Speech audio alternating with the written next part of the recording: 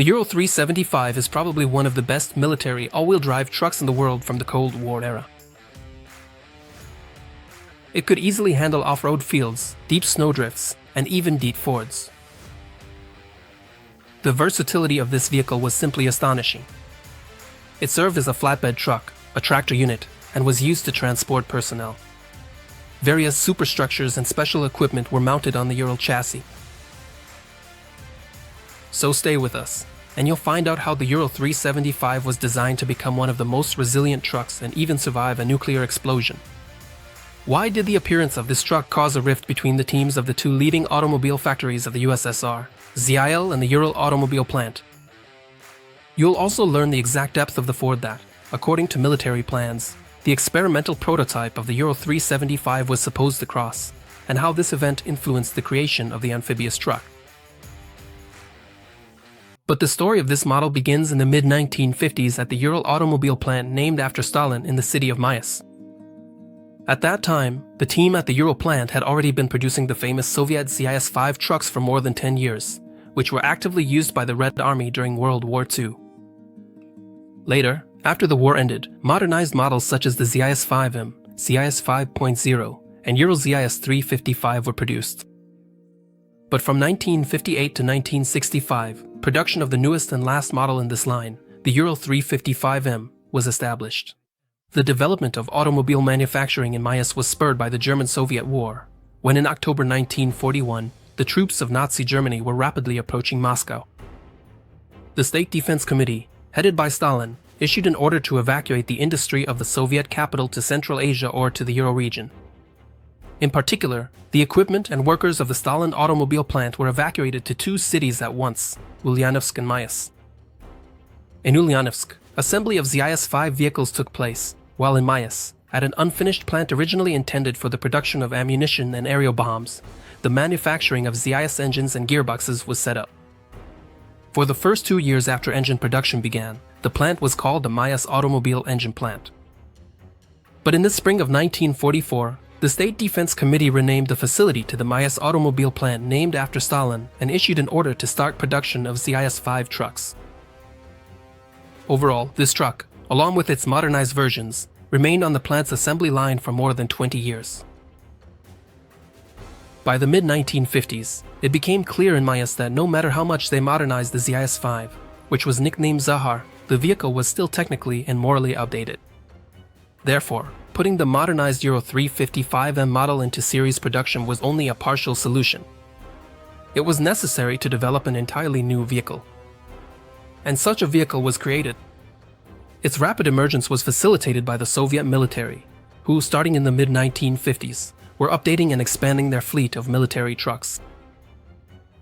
Their lineup lacked medium-duty all-wheel drive models, which were supposed to be used for towing artillery, and as chassis for mounting various superstructures.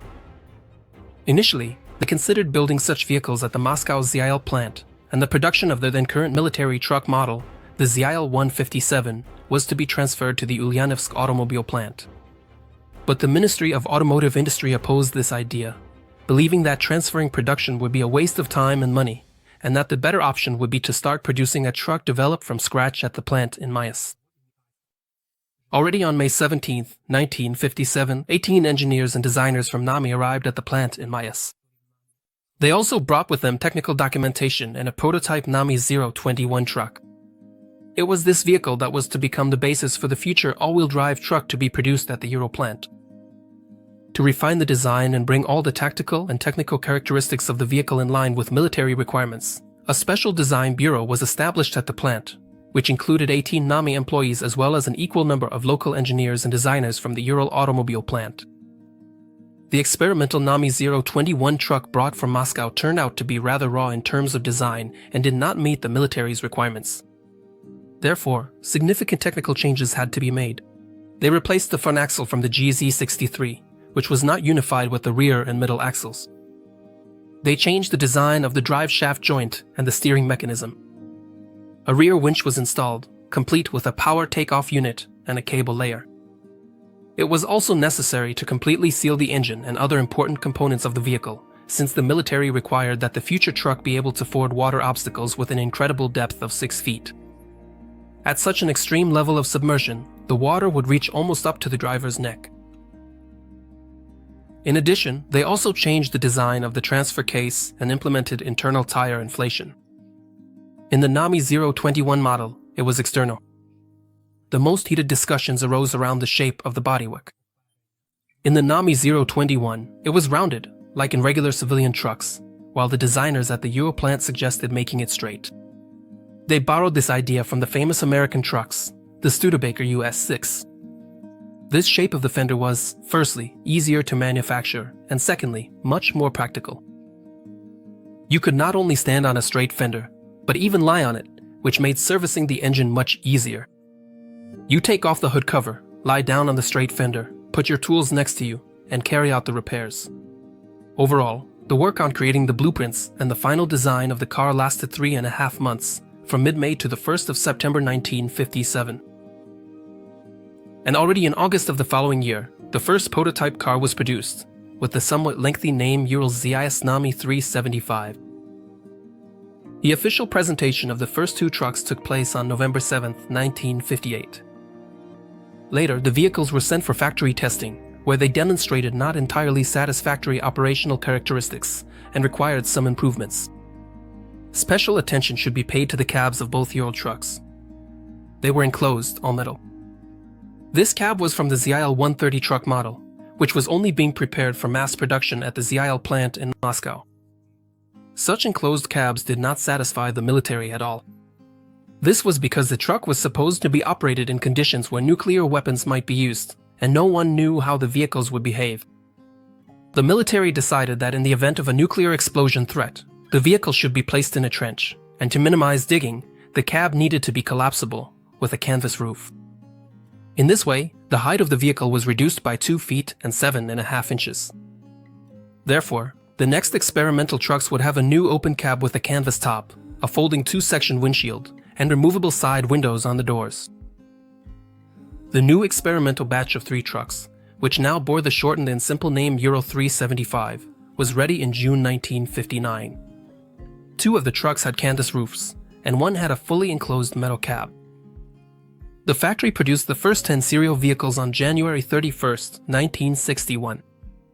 In total, throughout 1961, 1,000 Ural 375 trucks were produced, which was only a third of the approved plan. Most of the first serial trucks were taken by the military, who installed various superstructures on them and conducted tests. It was at that time that the BM-21 Grad multiple rocket launcher system was first installed on the Ural 375 chassis, which was a continuation of the legendary Katyusha rocket mortar system that struck terror into the Wehrmacht troops during World War II. The Ural chassis, together with the multiple rocket launcher system, received the name BM-21 Grad. During the testing of this rocket artillery system, which took place from March 1 to May 1, 1962, at one of the training grounds of the Leningrad Military District, significant shortcomings of the Ural truck chassis were discovered. Cracks were found on the rear axle of the vehicle after the firing was completed, so the truck's frame had to be reinforced. The test of crossing a 6-foot-deep ford almost ended in embarrassment. The fully sealed experimental Ural 375, while fording, suddenly lost will contact with the bottom and started to float. The tests were conducted on a lake, and it's unknown what would have happened if they hadn't managed to hook the truck with a cable in time. After such an unpleasant incident, the military reduced the requirements for fording depth from 6 feet to 5 feet. This case inspired the designers from MIAS to come up with a bold idea. What if they actually created a floating truck? And this idea was brought to life under the name Ural 375P. P stands for Plaveski, amphibious. The truck even successfully passed the tests, but later the project was forgotten. Maybe the idea was too bold, or maybe building such trucks simply required too many resources.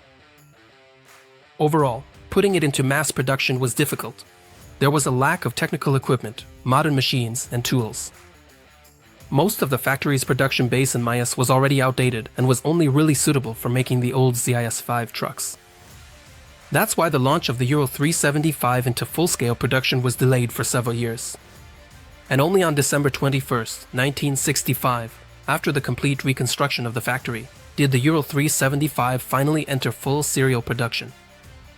The trucks that mainly went into production were those with the closed all-metal cab, the Ural 375D model, whose production began in 1964. At the beginning of the 1960s, the Soviet military realized that, in general, the main threat during a nuclear explosion was not the shockwave, but radioactive contamination. That's why the truck's cab had to be not open, but instead all metal and airtight. On certain Ural 375 trucks, they even installed special filtration and ventilation systems that created an overpressure of 0.2 atmospheres inside the cab, which prevented air contaminated with radiation from entering the truck's cabin. In addition to the all-wheel drive truck, there was also a Ural 377 model produced with a 6x4 wheel configuration. The vehicle was designed for transporting cargo and personnel on dirt roads and paved roads. Based on these two models, the Ural 375S and Ural 377S tractor units were built, which could tow semi-trailers with a load capacity of 12 and 18.5 tons. These models were also produced as standard chassis for mounting various superstructures, mechanisms, and equipment on them. The Ural 375 is equipped with a V-shaped 8-cylinder gasoline engine, the ZIL 375, with a displacement of 427 cubic inches and a power output of 180 horsepower. The transmission is a mechanical 5-speed gearbox. The vehicle is also fitted with a 2-speed transfer case with an interaxle differential locking mechanism. The braking system is of the drum type, with a hydropneumatic drive featuring a shared circuit for the front and middle axles, and a separate one for the rear axle. The front axle suspension uses 2 longitudinal semi-elliptical leaf springs with 2 hydraulic telescopic shock absorbers. The rear axle suspension is leaf spring, of the bogie type. The curb weight of the vehicle is 8 tons, with a payload capacity of 5 tons. The maximum speed of the truck is 47 miles per hour. The Ural 375 was equipped with 2 tanks, a main one with a capacity of 79 gallons, and an auxiliary one holding 16 gallons. The truck's fuel efficiency is 4.7 miles per gallon. The truck's range, according to the standard fuel consumption, is 500 miles. The truck was used not only in the Army, but also in the national economy. Especially the Ural 375M model, which differed from the Ural 375D flatbed version by lacking the air intake pipe. This civilian truck did not have a centralized tire inflation system. The trucks were also supplied for export. For this purpose, a special export model, the Ural 375E, was produced. The first batches of export Urals in the mid-60s were sent to Mongolia, and later, 2 more batches were delivered to the German Democratic Republic. Overall, besides the armies of the Eastern Bloc, the Ural 375 was supplied in large quantities to countries in Africa and Asia that were friendly to the USSR, Angola, Egypt, Ethiopia, Namibia, Iran, North Korea, Afghanistan, Iraq, and Vietnam. On November 17, 1977, the Ural Automobile Plant launched a new truck model into production, the Ural 4320, which was equipped with a CAM AZ740 diesel engine producing 210 horsepower. In 1982, the gasoline-powered Ural was modernized and received the letter index M in its name, Ural 375DM. This model differed from the base version by having new one-piece wheel rims, new lighting equipment, and add-on sideboards made of 3 planks. Production of the gasoline-powered Ural 375DM continued until 1991, and then was briefly resumed in 1993. The return of the gasoline engine-equipped Ural to the assembly line was a forced measure, since after the devastating fire at the Kamaz plant on April 14, 1993, the supply of diesel engines for the Ural 4320 was halted.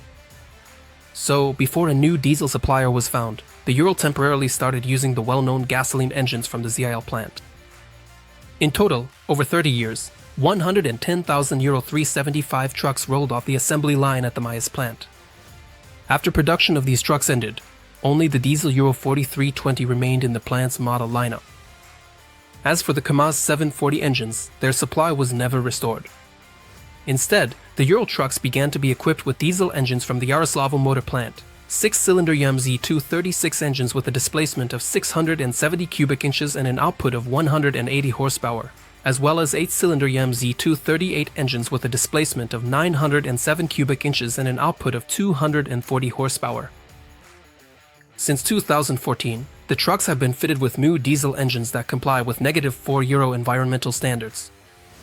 In 2015, the modernized Ural Next truck was introduced, equipped with a cab from the Gazon Next truck model and a 6-cylinder diesel engine from the MZ536 family, with a displacement of 408 cubic inches and a power output of 312 horsepower. This power unit is equipped with a common rail fuel system and a turbocharger. The Ural Next is produced only for the civilian market, while the diesel model, Ural 4320, remains in service for the Army. Its production continues to this day and has surpassed 1 million units.